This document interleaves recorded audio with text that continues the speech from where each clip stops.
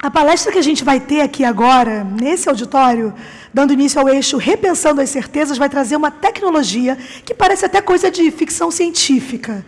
Imagina controlar um dispositivo digital apenas com o poder da mente. Eu não consigo imaginar, gente, isso é muito para mim, mas a gente vai falar disso daqui a pouquinho. Logo depois, às 15h10, aqui nesse auditório, a gente vai ter um painel incrível sobre tecnologia e iniciativas práticas que buscam o bem-estar do planeta, como, por exemplo, um avatar de inteligência artificial de um rio que busca garantir o direito da natureza. No mesmo horário, no auditório Arena, que é logo seguindo aqui em frente, vai rolar um painel sobre antropomorfização da tecnologia com uma psicanalista e um especialista em inteligência artificial, falando sobre os impactos de uma tecnologia cada vez mais humana nos nossos cérebros e corações. Bom, voltando à programação de agora, então, a gente vai falar sobre neurociência e a quebra de paradigmas na relação humano-máquina. Isso muito me interessa. Ele é referência brasileira no campo da interface cérebro-máquina. Eu chamo ao palco agora Luiz Fernando Borges. Pode aplaudir. Muito bem-vindo, Luiz. O palco é seu. Obrigado. Quer falar no microfone?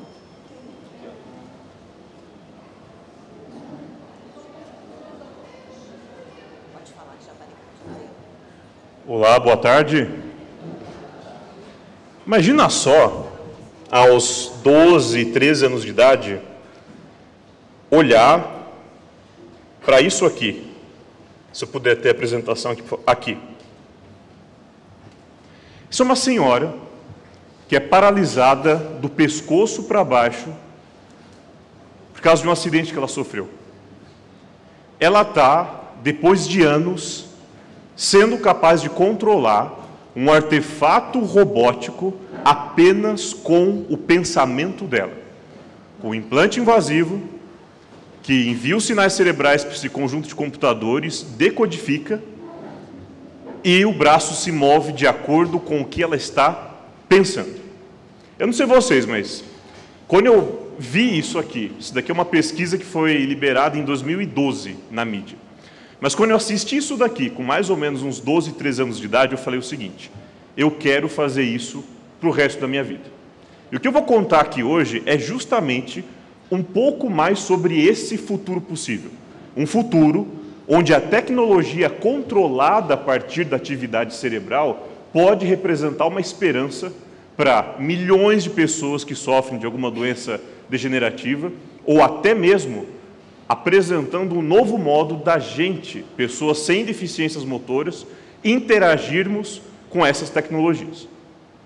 Toda essa história, na verdade, começou de forma não invasiva. Nós estamos comemorando esse ano o centenário da criação do eletroencefalograma.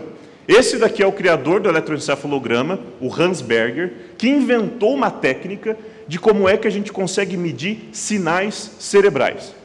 O cérebro, ele é composto por infinitas unidades, 86 bilhões de unidades. Nós só sabemos disso por causa de uma neurocientista carioca, a professora Suzana Herculano Zell. Meu computador desligou aqui, não sei. Um laptop acabou de desligar.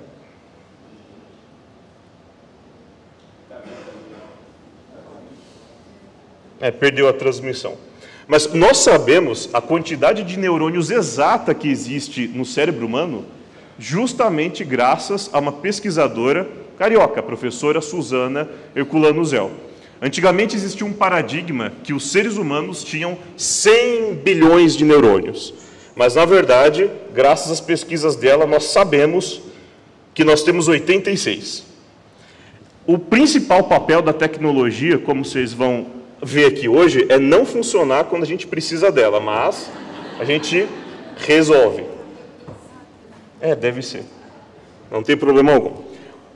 Esses neurônios, quando eles processam a atividade cerebral, quando eles estão conversando ali entre si, eles emitem íons entre eles, que são partículas, são unidades químicas muito pequenas que são carregadas eletricamente. Quando você tem, isso aula do ensino médio, lá de física, regra da mão direita, quando você tem um bando dessas partículas viajando numa única direção, você tem um campo eletromagnético que se forma ao redor dessa transmissão. E olha que legal, nós temos na parte mais superficial do cérebro, que é a mais responsável pelo controle de funções maiores, funções motoras, funções de interpretação sensorial, nós temos a capacidade de medirmos essa atividade cerebral por fora do crânio, utilizando a técnica de eletroencefalografia. Essa técnica é você colocar um conjunto de antenas aqui no seu couro cabeludo que vão capturar essa atividade cerebral. Deu certo aqui? Não. E aí a tecnologia volta a funcionar quando a gente precisa dela, se a gente tiver paciência. Essa técnica aqui, ela nos permitiu começar a investigar o que é que estava acontecendo dentro do cérebro, sem ter que abrir o cérebro da pessoa ou coisa parecida. Eu vou só reiniciar a apresentação aqui. Pronto. E no início, como a maior parte das tecnologias, ocupava uma sala esse equipamento. Mas o princípio era o mesmo, era medir a atividade elétrica do cérebro por fora do cérebro, utilizando essa tecnologia aqui. A atividade cerebral, ela se parece com aqueles monitores que você pode ver em filmes, medindo batimentos cardíacos. Aquilo também é um potencial elétrico. Aquilo também é um biopotencial.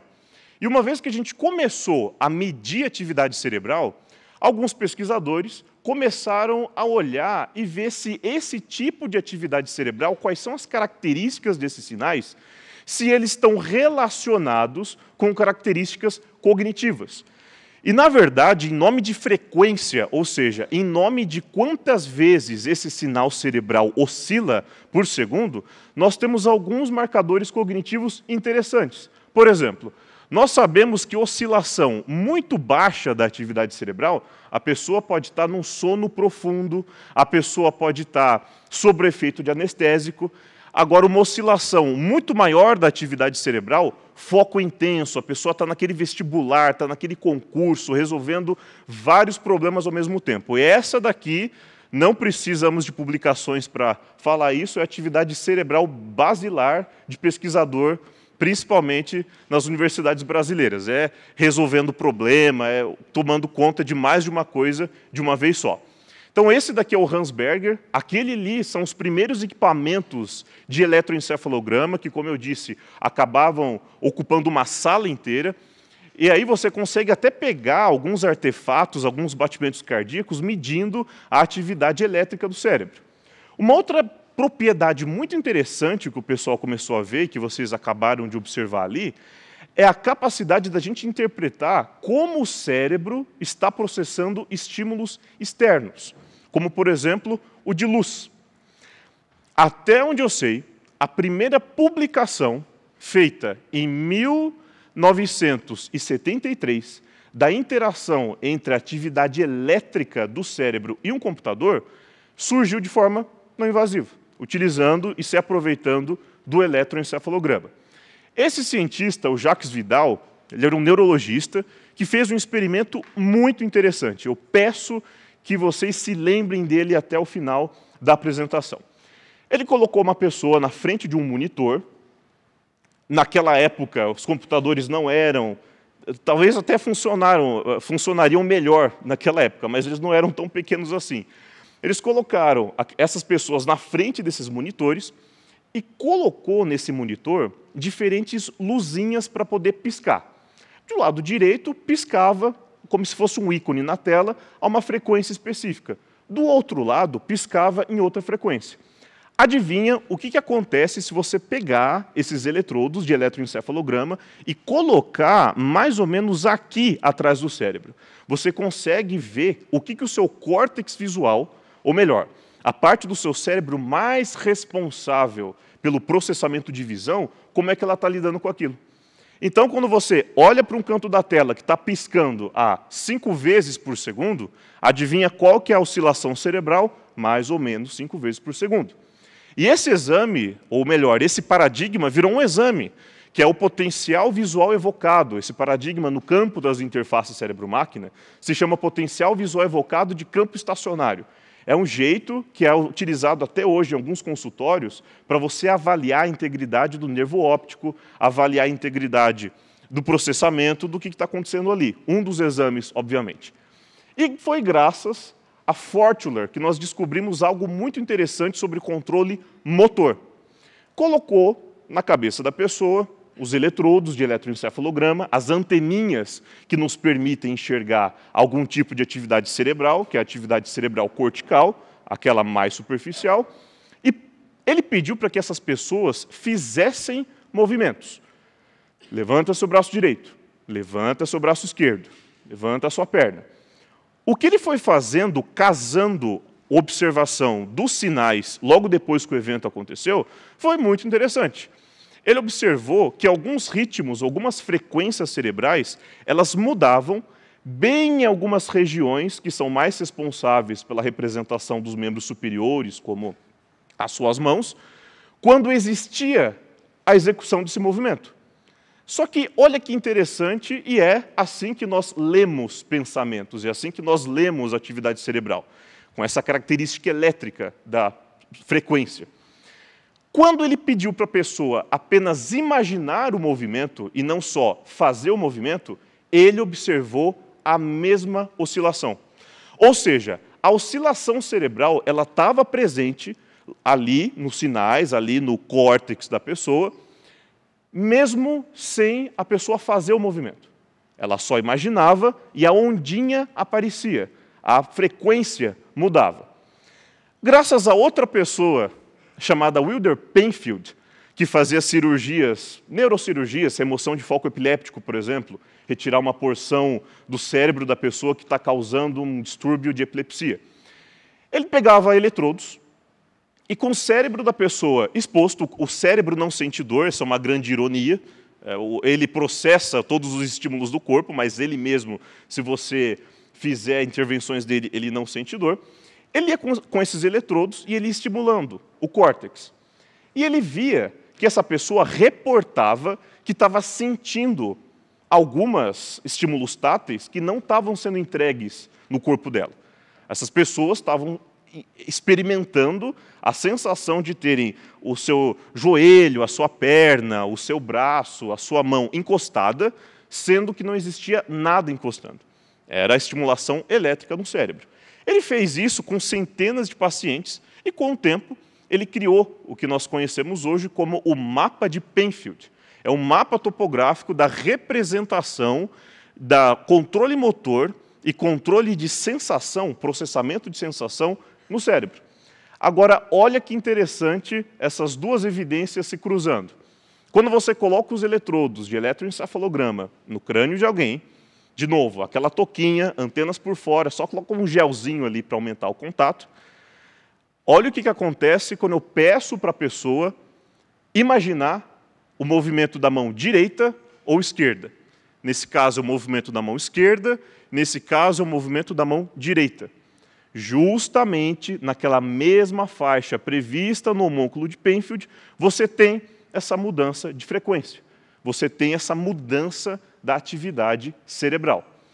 E essas ondinhas aqui, elas são chamadas na literatura como séries temporais, como se fosse a nossa voz.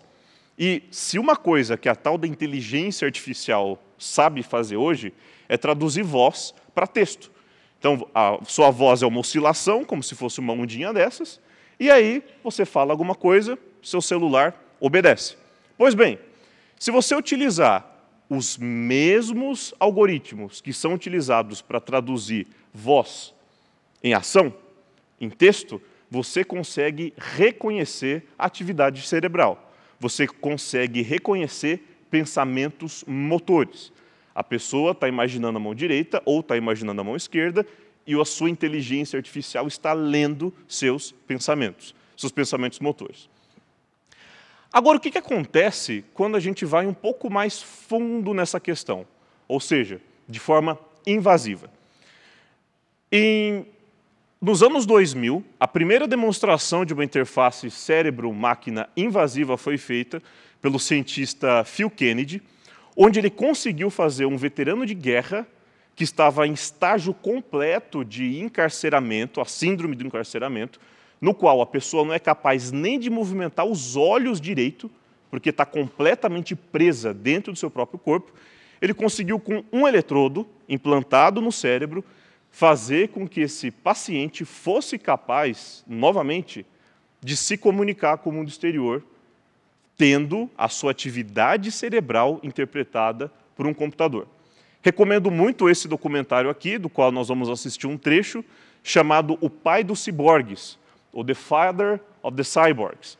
Ele fez, inclusive, para poder continuar a sua pesquisa, se vocês pensam que só cientista brasileiro que sofre por causa de verba ou coisa parecida, podem ficar tranquilos que o sofrimento, naquela época pelo menos, era coletivo. Ele viajou para a América do Sul para conseguir encontrar um neurocirurgião para poder implantar um implante no cérebro dele e aí continuar as pesquisas dele desse jeito. Ele se voluntariou para isso. Aí o que aconteceu por causa disso, vocês estão sendo convidados para assistir o documentário sobre o que acontece. Esse documentário aqui tem no Vimeo, é baratinho para alugar. Então esse foi o paciente que ele fez nos anos 2000, se comunicar novamente, utilizando essa interface. Então, com o tempo, nós estabelecemos esses paradigmas, houveram vários outros pesquisadores que avançaram isso, principalmente em questão de populações de neurônios. O professor Miguel Nicoleles, pesquisador brasileiro, o professor Andrew Schwartz, professor John Donoghue, da Universidade de Brown, todos eles trabalharam para que a gente pudesse hoje ter aquela demonstração que eu abri aqui, aquela mão robótica sendo controlada pelo cérebro e buscando aquele pedaço de chocolate para aquela mulher. Isso só é possível com grandes populações de neurônios, o registro de mais de um ao mesmo tempo. Então esse é o paradigma geral de uma interface cérebro-máquina. É assim que ler pensamentos com tecnologia já é um futuro possível. Existem diversas técnicas de monitoramento da atividade elétrica do cérebro, mais invasivo, menos invasivo. Essa atividade elétrica enviada para um computador que tem o machine learning, tem a inteligência artificial que realiza essa conversão de atividade cerebral em alguma ação, como acabei de explicar, em nome de pensamento motor, em nome da reação do cérebro a algum tipo de estímulo, e dessa forma, quando você reconhece esse estímulo, ele é enviado para um efetuador, pode ser um computador, como a gente vai ver aqui daqui a pouco, pode ser um drone, pode ser um braço robótico, pode ser um dispositivo de assistência para a pessoa. Pensa bem, essa é a única forma com a qual a pessoa vai ser capaz de interagir com o mundo. Nós temos várias doenças degenerativas, neurodegenerativas, como aquela que o professor Stephen Hawking tinha, por exemplo, a esclerose lateral amiotrófica, que vai comprometendo completamente a capacidade da pessoa, a autonomia da pessoa de agir no mundo. A capacidade dessa pessoa de se expressar, a capacidade, essa parte tão inseparável da nossa dignidade, que é a capacidade de você expressar os seus desejos para o mundo. Então essa foi uma tecnologia que realmente está mudando esse cenário cada vez mais. Apesar de morar em São Paulo hoje, eu sou do Pantanal sul-mato-grossense, na cidade de Aquidauana, no Mato Grosso do Sul. Vendo tudo isso, é uma cidade mais ou menos de 40 mil habitantes, uma cidade rural. Vendo tudo isso, desde 2012, eu falei, olha, eu quero fazer alguma coisa relacionada a isso. E aí, eu sou fruto de Instituto Federal, fiz ensino médio e técnico no Instituto Federal de Mato Grosso do Sul, campus Aquidauana. Tive uma das grandes sortes da minha vida de aprender a programar e certa eletrônica cedo, relativamente cedo. E como, naquela época e até hoje, como nós vamos ver, o acesso a equipamentos de medição de sinais neurais é muito complexo, nós nos voltamos, eu e os meus orientadores, a um jeito de controlar tecnologia que, de acordo com uma notícia que eu vou mostrar aqui para vocês, que foi lançada no mês passado, parece que não é tão tão antiga assim. Essa demonstração aqui foi feita mais ou menos em 2014, 2015, como parte de um projeto de pesquisa lá do Instituto Federal. O método de controle de próteses que vocês têm atualmente, ele é limitado em questão de o quanto de movimento eu consigo traduzir desse artefato robótico. Mesmo próteses que custam 70 e poucos mil dólares, elas têm um range de movimento muito limitado. A mão da pessoa abre, a mão da pessoa fecha, de acordo com contrações que você tem dos sinais musculares. Falei, bom, se aquela senhora estava controlando em 2012 aquele braço robótico, com todas aquelas juntas para pegar o chocolate e comer, por que o método que nós utilizamos hoje para controlar próteses de braço, por que esse método é tão ruim? Eu acabei descobrindo, junto com os meus professores, que tudo derivava do fato de você conseguir treinar melhor, dados melhores, isso em 2015, uma discussão em 2015, o que se hoje tem em todo o palco de evento de tecnologia. Nós precisávamos de dados melhores para treinar um modelo melhor. E esse dado melhor, como que ele seria feito?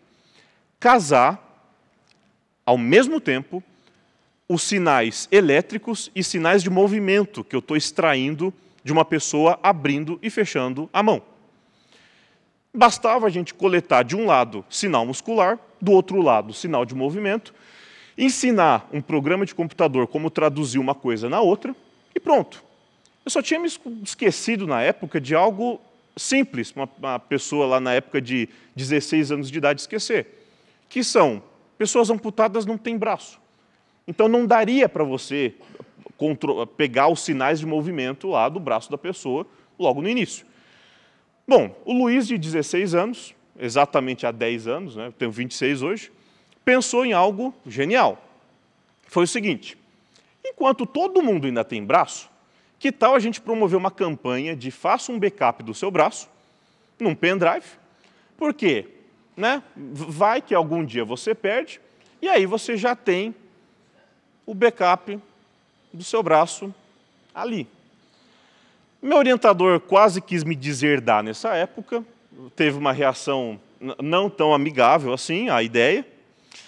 E aí, a solução para tudo isso, na verdade, foi muito simples. Tem como você fazer uma pessoa que não tem braço achar que ela tem. Se chama terapia da caixa de espelhos. É um método utilizado para pessoas que têm a síndrome do membro fantasma, uma síndrome que acomete aí 80% das pessoas que perderam algum membro, na qual as pessoas perdem um membro, só que a representação no mapa de Penfield ainda está lá. Você tem algumas sensações evocadas e essas pessoas sentem, às vezes, dor num braço que não existe. Essa terapia coloca um espelho na frente do membro remanescente da pessoa, coloca o membro que ela ainda tem ali na frente do espelho, pede para a pessoa olhar para o reflexo e fazer movimentos com o membro que ela tem. O cérebro vai ser enganado para reproduzir os sinais elétricos de ativação desse braço aqui no membro remanescente. E dessa forma foi possível coletar esses sinais ao mesmo tempo e treinar o programa.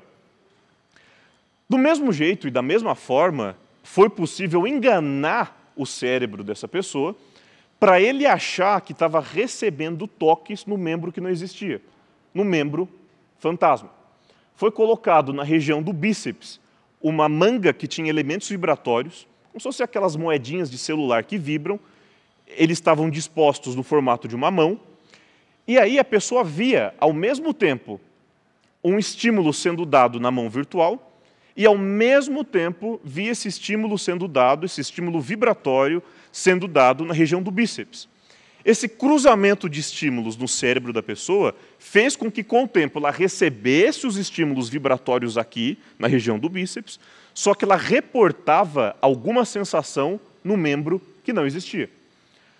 Juntando as duas tecnologias, aquela que traduzia os sinais musculares em sinais de movimento, diretamente para a mão virtual, e de acordo com o movimento da mão virtual, você teria os estímulos táteis aqui, os estímulos elétricos, ou melhor, os estímulos de vibração, e esses estímulos aqui faziam com que essa pessoa pudesse controlar e sentir o antebraço dele depois de anos, depois de mais de uma década de amputação.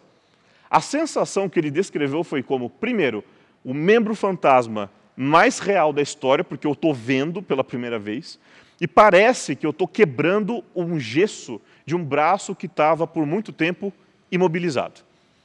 E vendo a reação dessa pessoa nesse momento, que foi a segunda vez na minha vida que eu falei, eu tenho certeza que eu quero trabalhar com isso. Se aquela demonstração com aquele braço robótico fez eu iniciar, aquilo dali fez eu ter a certeza. Essa pesquisa foi responsável por colocar o Brasil em 2016 no primeiro lugar da maior feira, na maior competição de ciências e engenharia do mundo, nos Estados Unidos. Isso aconteceu no Arizona, e até hoje foi a primeira e última vez que o Brasil foi considerado o melhor projeto de engenharia biomédica do mundo. Foi graças a essa pesquisa. Depois disso, do jeito que o norte-americano gostava, né, naquela época, agora eu não sei o que anda acontecendo, mas de valorizar a ciência, desenvolvimento tecnológico, o laboratório Lincoln Lab do MIT batiza um asteroide com o meu nome, o 3353 da Silva Borges. Uma curiosidade é porque só Borges não podia ser por causa do meu poeta argentino favorito, Jorge Luiz Borges. Todos os caminhos levam à morte, perca-se. Mas, enfim, é aí que realmente eu vi que o negócio valia a pena. Mas, recentemente, tem outras pessoas também vendo que vale a pena. Lembra daquela pulseirinha que eu mostrei aqui? Aquela pulseirinha que estava no membro remanescente da pessoa amputada? Essa pulseirinha chama Myo Arm Band. Era um bracelete que foi vendido como um controle de videogame, que você podia comprar, parear com o seu computador, fazer ali alguns movimentos, o seu computador iria obedecer. Nós utilizamos essa pulseira, na verdade, hackeando para a gente conseguir os dados brutos, os dados elétricos, musculares que ela estava coletando ali. Mas olha que interessante. A demonstração que eu fiz foi em 2015 e 2016.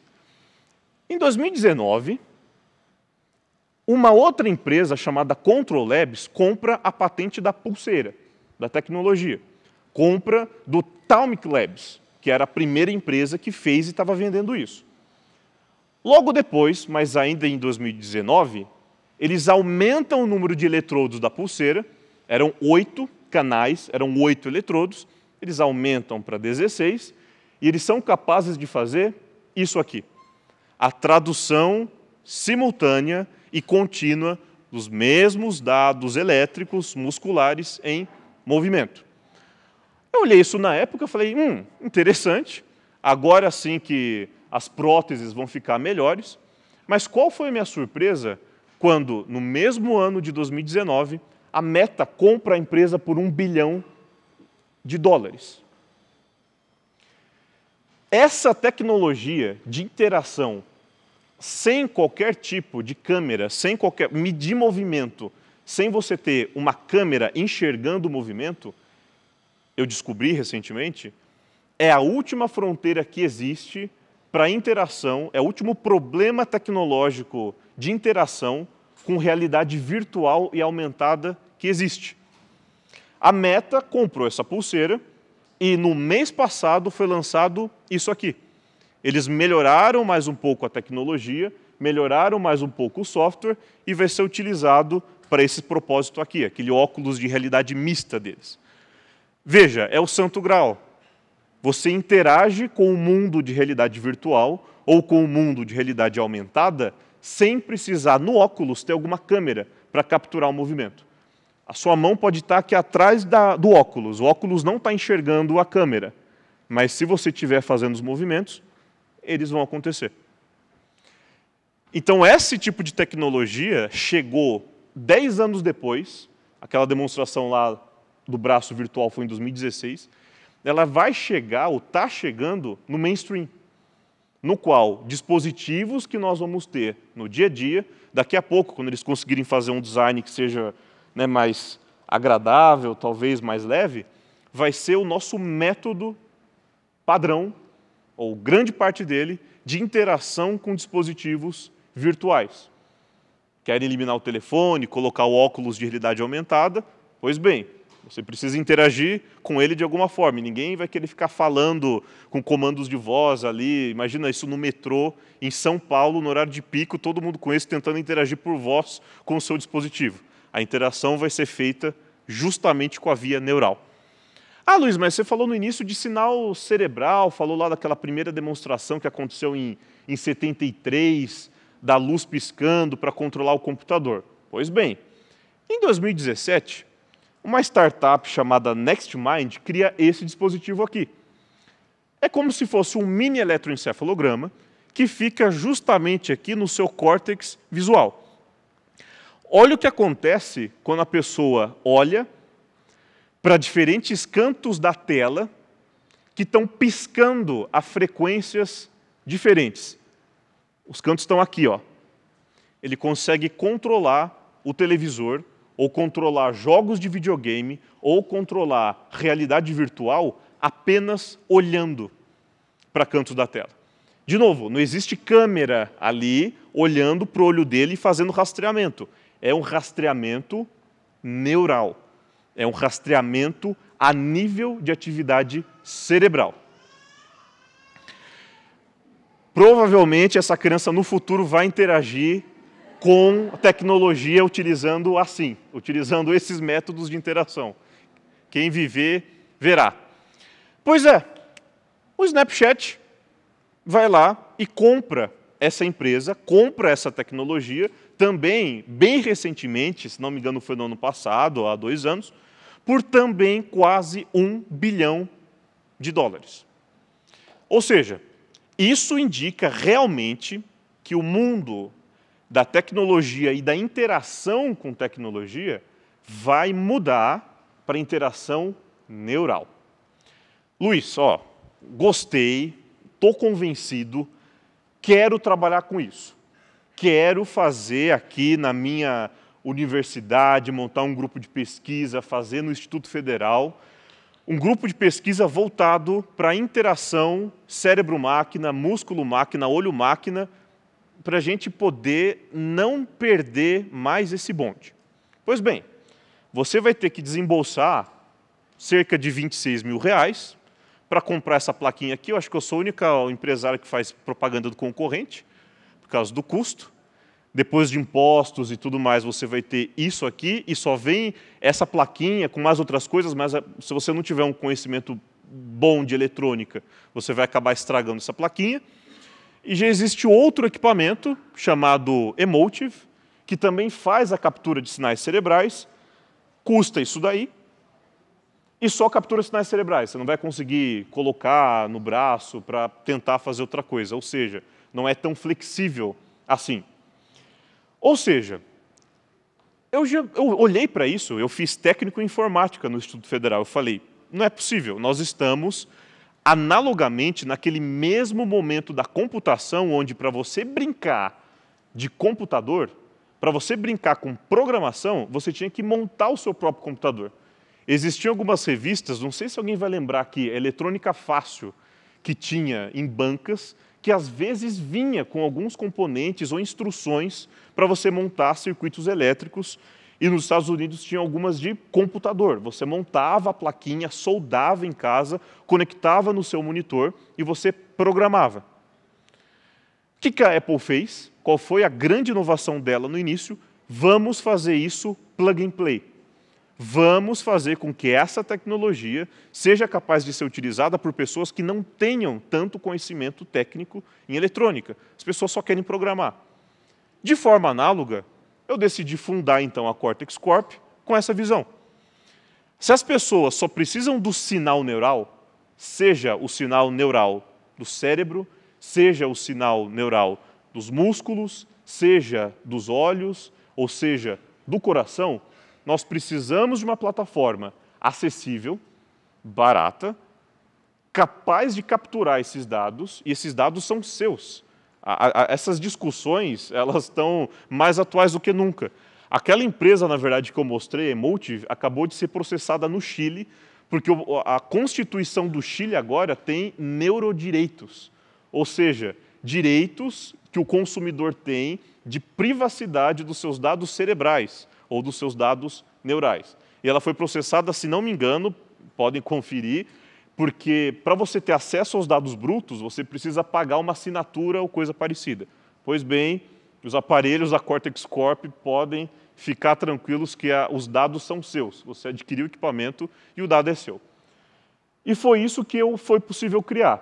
O OmniAxon 1, que é uma demonstração que vocês vão ver aqui hoje, é capaz de capturar com o mesmo equipamento, só mudando algumas configurações do seu computador de software, sinais cerebrais, sinais musculares, sinais oculares e sinais cardíacos.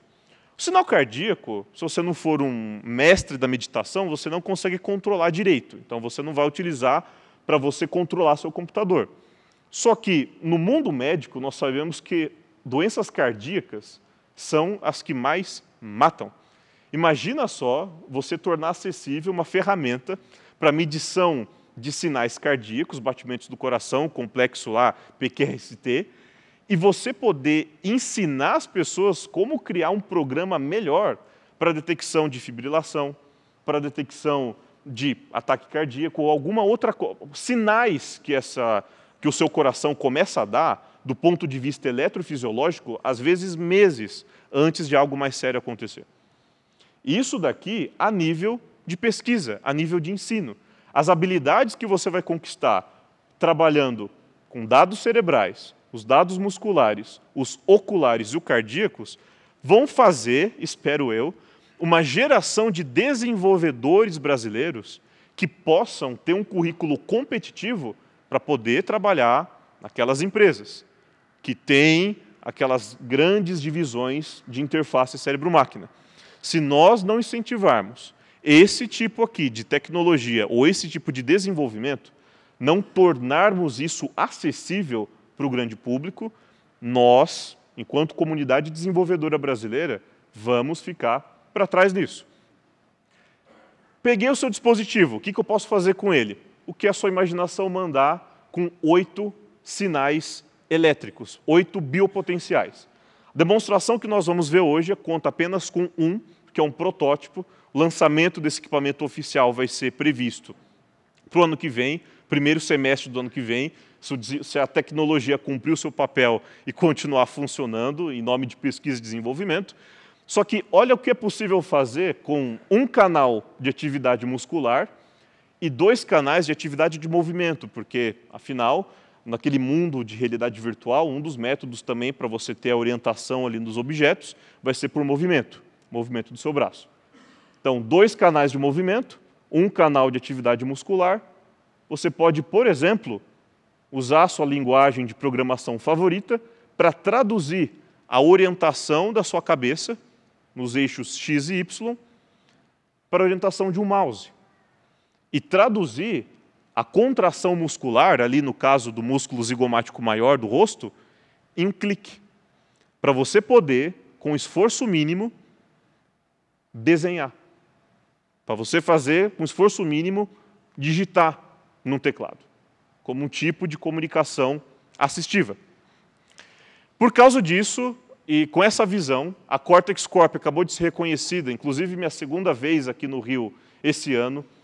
Eu adoro essa cidade. É a segunda vez esse ano que eu tenho a oportunidade de vir para cá, porque a primeira vez foi no Rio Innovation Week para receber esse prêmio aqui do MIT Tech Review, pela visão da empresa. Foi considerada pelo MIT Tech Review uma das empresas conduzidas por pessoas abaixo de 35 anos de idade, que, abre aspas, tem tudo para mudar como as coisas estão sendo feitas. Então, a visão da Cortex Corp é justamente essa: possibilitar com que nós temos acesso a esses dados, acesso a essa tecnologia, em nome de ensino. Depois, incentivar pesquisas, grupos de pesquisas, ligas acadêmicas em faculdades, em institutos federais, em Cefetes, em escolas técnicas, que desenvolvam aplicações com base em sinais cerebrais, com base em sinais musculares, oculares e cardíacos. E depois disso, caso alguma dessas pesquisas demonstre algum tipo de aplicação comercial, entregar isso para a comunidade da forma melhor possível. Se nós não começarmos aqui no Brasil a fazermos nossa própria tecnologia, nós vamos pagar para sempre o que eu gosto de chamar do imposto por não ter investido em tecnologia, que se chama dólar, conversão do dólar. O OmniAxon, diferentemente de 26 mil reais ou de outro de mais de 10 mil, obviamente o desenvolvimento técnico ainda precisa ser finalizado para que um valor seja dito, mas vai ser abaixo de 4 mil reais. O mesmo preço que você compra um celular mediano, você vai poder ter acesso a 8 canais de sinal cerebral, muscular, ocular e cardíaco. Se você me perguntasse mais ou menos, nos meus 4, 5 anos de idade, o que eu queria fazer da vida, eu não conhecia, né, ciência, tecnologia, eu falava que eu queria ser mágico. Porque eu adorava aquela cena, né? Eu gosto muito do Penn and Teller. O pessoal não conhece muito eles aqui, mas são uma dupla de mágicos, tem um show mais comprido de Las Vegas até hoje. E uma das coisas que eu sempre quis fazer, que eu vou realizar aqui, é justamente fazer algo que pode parecer mágica, mas que vai ser muito bem explicado, vai ser muito de onde está vindo cada coisa, e a gente vai poder ver isso acontecendo agora. Uma das coisas que eu sempre quis dizer como mágico é, agora eu vou precisar de um voluntário, uma pessoa voluntária da plateia, para poder me ajudar. Eu tenho um método de seleção, para não falar que é alguma coisa combinada, que a pessoa está vestindo um controle sem fio. Meu método de seleção vai ser um pouco agressivo, e não vai ser tão inclusivo, porque vai privilegiar as pessoas que têm uma coordenação olho-mão boa. Mas vou fazer o seguinte, estejam preparados para isso, eu vou virar de costas, vou lançar essa bolinha para algum lugar, a pessoa que pegar, ou que a pessoa que rebater a bolinha perto e a pessoa quiser vir até aqui, só não pode estar com maquiagem no rosto, é a única coisa que pode atrapalhar. Vai poder ajudar a gente a fazer uma demonstração interessante aqui. Posso fazer? Vamos lá.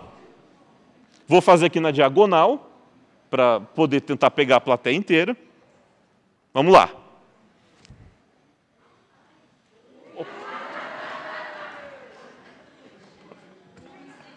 Não mirei, não mirei.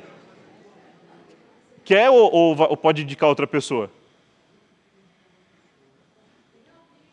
Pode? Sim?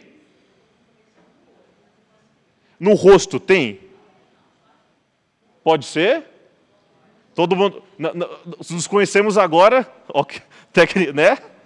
A luz do palco, por favor, aqui. Pode vir para cá, por favor.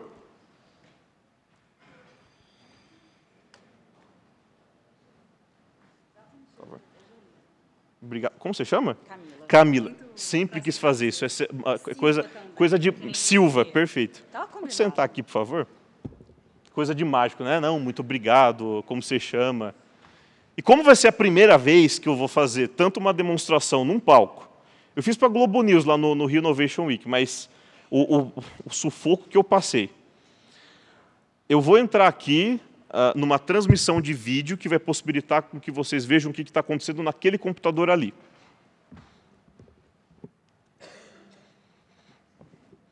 E aí nós vamos ter um exemplo do que é possível fazer com sinais. Vamos ver se eu ainda estou nessa chamada de vídeo aqui. Vou ser bem descritivo agora, porque ainda não podem ver o que eu estou fazendo aqui. Não, é só porque a transmissão ainda não está feita, não tem segredo.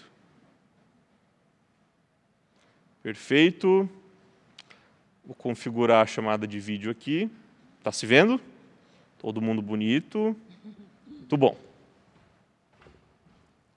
Agora eu vou entrar aqui, nessa mesma chamada, e vocês vão poder ver o software que está ali, naquele computador.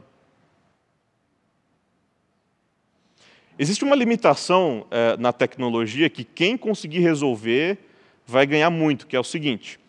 Para a gente medir sinais elétricos do corpo humano,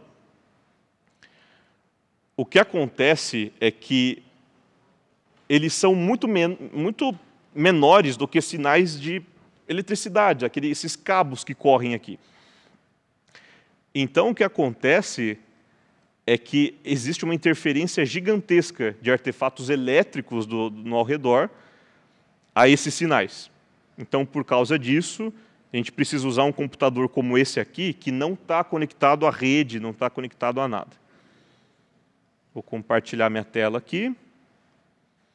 E a partir de agora, se a tecnologia fez seu papel...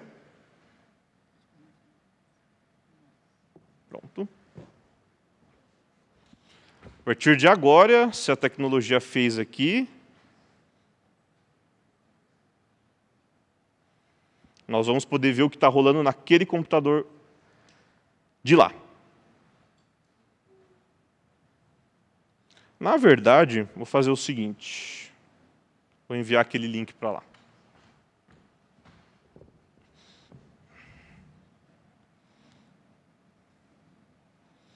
E é por isso que eu descobri que em show de mágica a gente tem música rolando, fumaça a todo momento, justamente para entreter quando acontece os delays. Mas garanto que acredito que agora vai.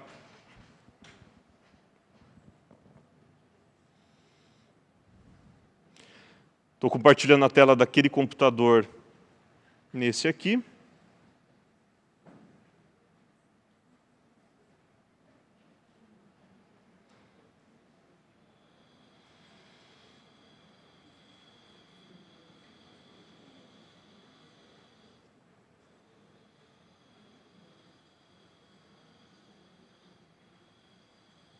Pronto, consegui. Para eu passar essa imagem daqui para cá, como que eu faço? Só arrastar? Aí.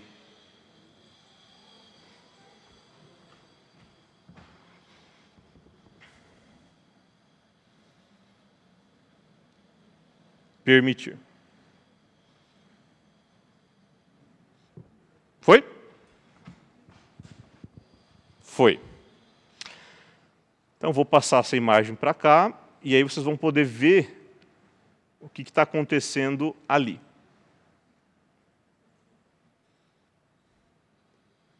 Perfeito.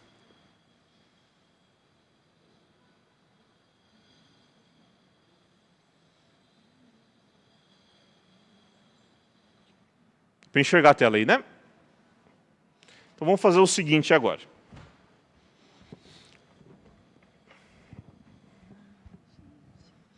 Fica tranquila que não dói nada. É como o experimento lá não invasivo. Ok. O primeiro passo é o seguinte, nós precisamos de alguma interface com a pele, ou uma interface com os potenciais elétricos da pessoa. Nesse caso, essa interface vai ser, na verdade, bem conhecida. Isso daqui é um eletrodo de eletrocardiograma. É um eletrodo utilizado naqueles procedimentos de medir sinais cardíacos, e ele é muito bom porque ele tem um material chamado prata cloreto de prata. É um material que no mundo dos biopotenciais ele é quase que canônico nessa questão de aquisição de biosinais. Eu vou colocar eles em algumas posições no rosto dela para a gente conseguir capturar esse potencial elétrico do olho, que é chamado eletroculograma. Esse potencial elétrico, essa ondinha, ela aparece porque na sua retina tem uma concentração de terminações nervosas ali muito grande. Ou seja, se você pegasse um multímetro, aquele aparelho lá de medir energia da bateria, e colocasse no olho, você poderia enxergar algum tipo de potencial elétrico, como se os seus olhos fossem duas mini pilhas ou duas baterias. Eu vou colocar aqui na disposição agora no rosto dela. Segura aqui, por favor.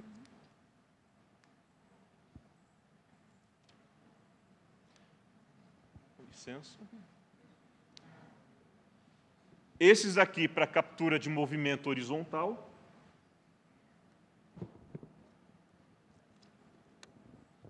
Cá. Na hora de tirar, só puxar devagar. Tá. Fiz uma depilaçãozinha. E esses daqui são para movimento vertical.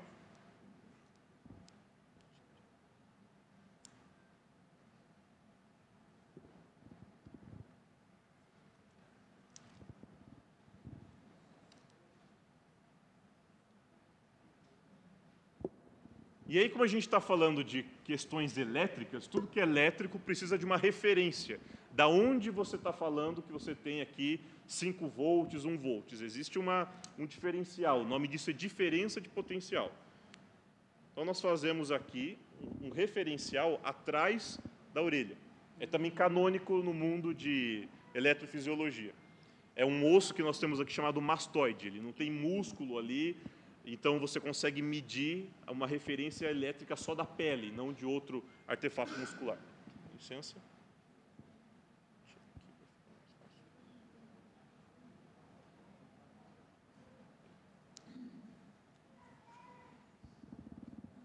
Tudo certo? Perfeito. Agora nós vamos aqui abrir a interface entre o OmniAxon, esse daqui é o protótipo. Trouxe 2, um sobreviveu da viagem de avião. Meu Deus. E aí vamos abrir o interfaceamento aqui com a leitura de dados com o computador. Estão vendo aí, né? Beleza. E agora, nós vamos conectar as interfaces propriamente ditas.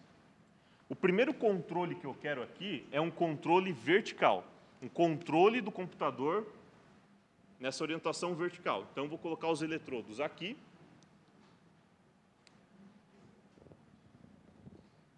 E aqui. Pode ir, vai tranquilo aqui. Oi.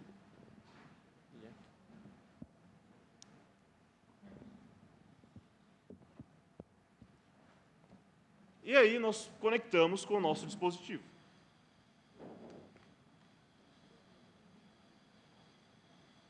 Eu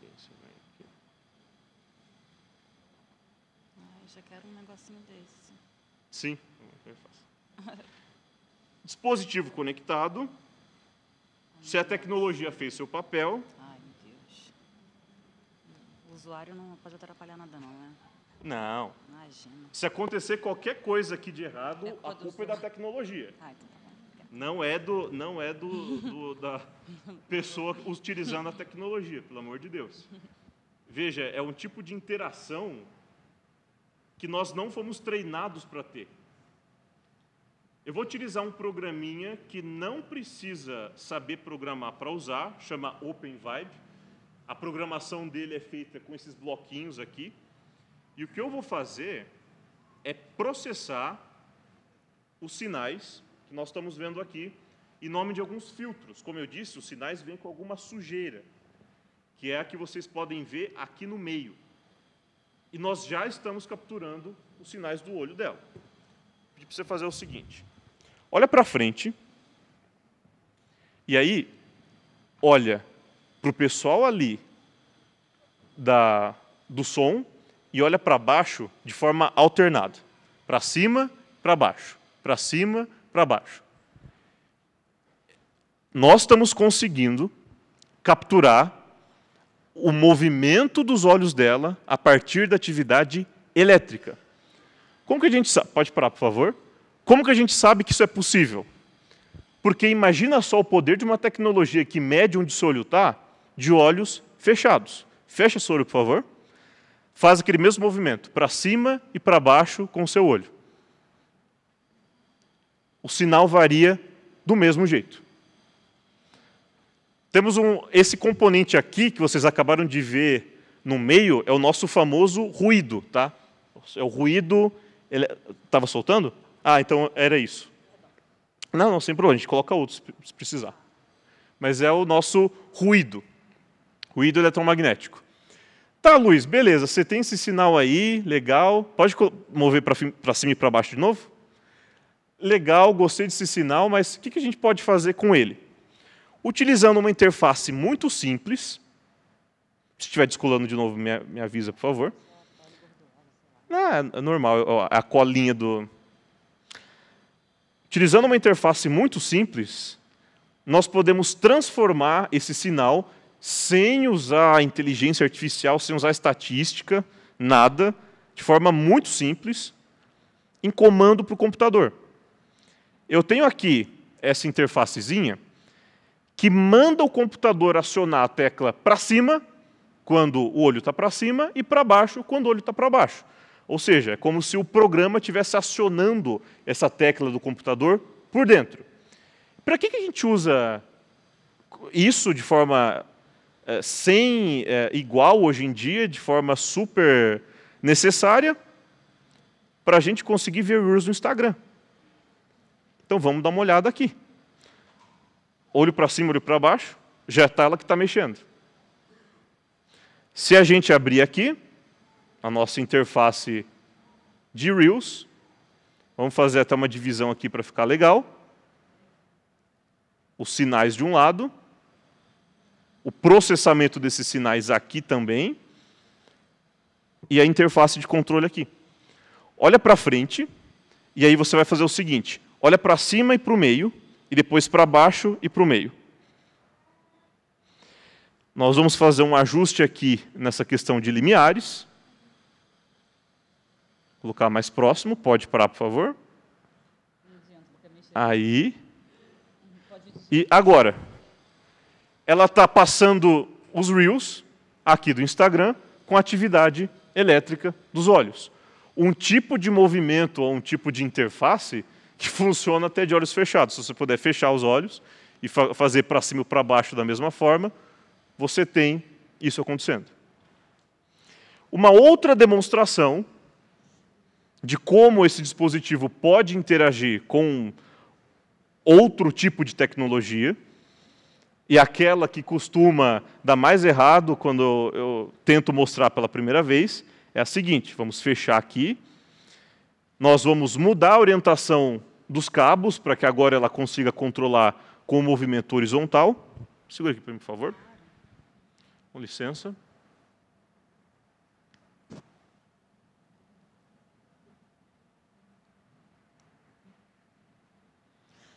E agora, o que nós vamos enxergar de forma elétrica, confirmando aqui, é o movimento horizontal dos olhos. Olha para a direita e para a esquerda, por favor. Direita, esquerda. Perfeito. Perfeito. Esse daqui é o potencial elétrico que nós estamos medindo. Agora, olha que interessante, se esse potencial elétrico aqui for traduzido em um comando para isso aqui.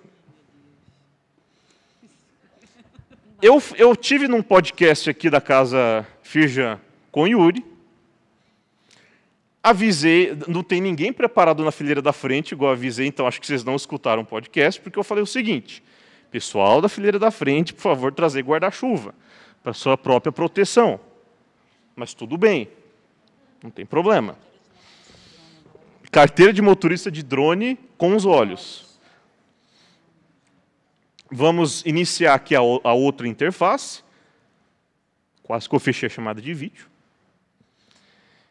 E essa outra interface aqui nos permite fazer a mesma coisa, a mesma seleção.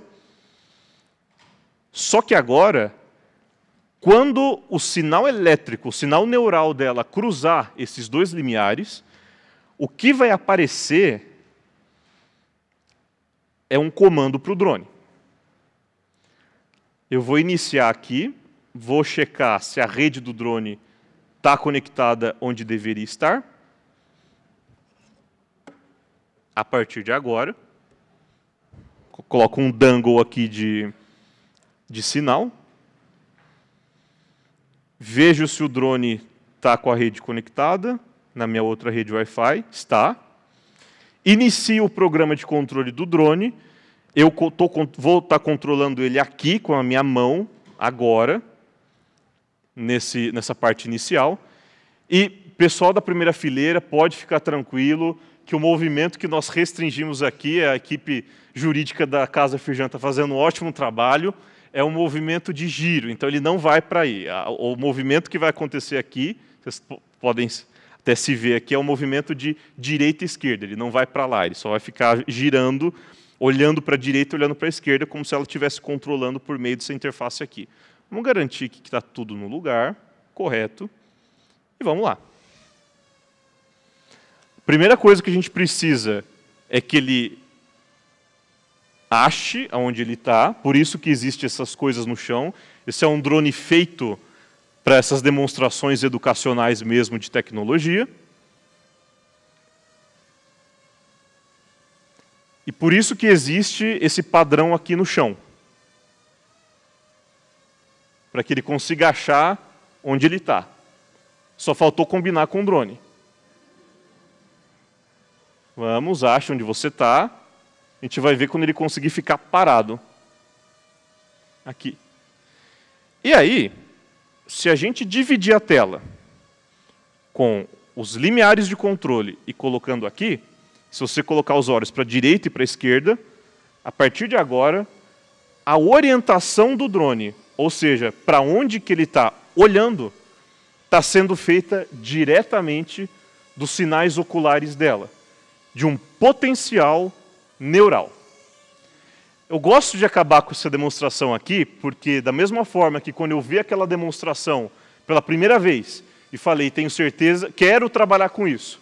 Pela segunda vez, quando a pessoa amputada conseguiu controlar novamente os sinais musculares para poder controlar aquele braço virtual, a terceiro golpe, ou o golpe da misericórdia para mim, foi quando eu estava fazendo essa mesma demonstração aqui ao vivo na Globo News. Tinha um menininho de uns 7, 8 anos acompanhado da mãe dele. Depois que a gente acabou a filmagem e tudo mais, foi ao vivo, estava suando em bicas, menos do que eu estou suando agora. Fomos perguntar para o menininho, conversar com ele, o que ele queria fazer da vida, etc, etc. Quando perguntado o que ele queria fazer da vida, ele apontou para a pessoa utilizando o drone e a tecnologia e só falou uma coisa: eu quero ser aquilo dali, ó. Para possibilitar com que nós sejamos mais disso aqui, mais desenvolvimento de tecnologia, mais desenvolvimento de uma potência nacional de controle de jogos por meio de atividades neurais, é por isso que essa é a nossa missão. Muito obrigado.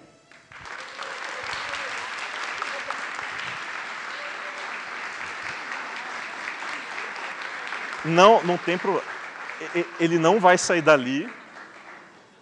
Não vai sair dali. Agora, vamos pousar ele aqui, apertando a tecla Land.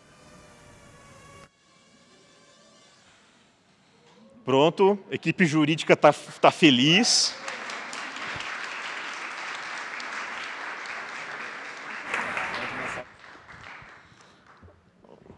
Vou fazer agora...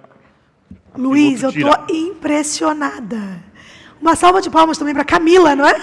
Camila, que literalmente deu a cara.